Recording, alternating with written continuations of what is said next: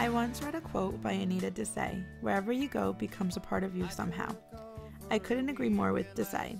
Every place I have been to has taken a special place in my memory and heart. Like most children who dream about all the things they want, I grew up knowing that I wanted to travel to foreign lands and experience different things. I have always wanted adventure. In 2007, I was fortunate enough to be able to walk with my family through the beautiful ruins of Cusco, Peru, and climb the breathtaking mountains of Machu Picchu. The trip was amazing and I took in so much history and beauty from it. April 2014, I once again had the opportunity to go on another foreign adventure with my family. This time it was to historical Israel. First, we flew into Istanbul, Turkey, in which I took in the beauty of the palaces that surrounded the city. Then, a few hours later, was a greeting from the pilot in Hebrew welcoming us to Tel Aviv, Israel. I had heard the warnings about being careful of going to Israel by friends, family, and mostly the media. The images from what I had seen on TV and the stories heard were completely deceiving to the eye of the beholder. This city was absolutely beautiful. The airport was luxurious and clean and extremely modern. It took me by complete surprise. In my judgmental mind, I was thinking it was going to be what I had seen on TV, mostly deserts and ruins and explosions. My first intake of the city of Tel Aviv was how it looked like an incredible combination of New York City and Miami Beach. The people were beautiful, the streets all were filled with luxurious hotels and bars, and in the backdrop was a welcoming Mediterranean beach. We were heading to Haifa for a few days first, but I couldn't wait to explore Tel Aviv. Haifa was warm, but very different than the modern Tel Aviv. The people were also very different. They were not as friendly and a little bit more conservative. In Haifa is where I also got my first experience of how different our mentalities and cultures were.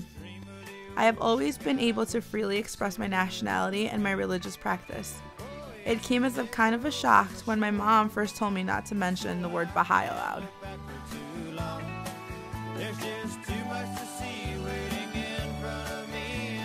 Baha'i is my religion, and even though many in the US haven't heard of this Iranian religion, I have never been nervous to say it out loud. In Haifa, Israel is where the Baha'i shrines are located. Anyone is welcome in the heavenly Baha'i gardens, but only Baha'is can go inside the shrines. In order to visit the shrines, we had to get permission from the Baha'i Council, and we were given passes. Along with our passes, we were also given rules to follow. One of those rules were to hide our Baha'i badges before leaving the secured gardens, and also not to mention that we were Baha'is to anyone outside. This was the first time I ever had to hide a part of who I was for my own protection. Israel is a historic nation known for the religious wars that have been going on for quite some time. Even though I had seen on television and read in the newspapers about how each day many people die defending their beliefs, I never imagined that I would personally relate to any of them. Our trip to Israel was an eye-opener for me, and I came back with a whole new outlook on my idea of freedom. I went there with a tourist mindset, just willing to take in the beauty, but knowing that the country's ideas were divided. Yet, I considered myself neutral, no siding with Israel or Palestine. Walking through the ruins of Jerusalem, we were approached by a man asking us which one we liked better, Palestine or Israel. It was just a question, but one that if it was answered wrong could have led to a lot of trouble. We said we didn't have a preference and left as quickly as possible. Those were just a few instances of how different our mindset is in America than from Israel.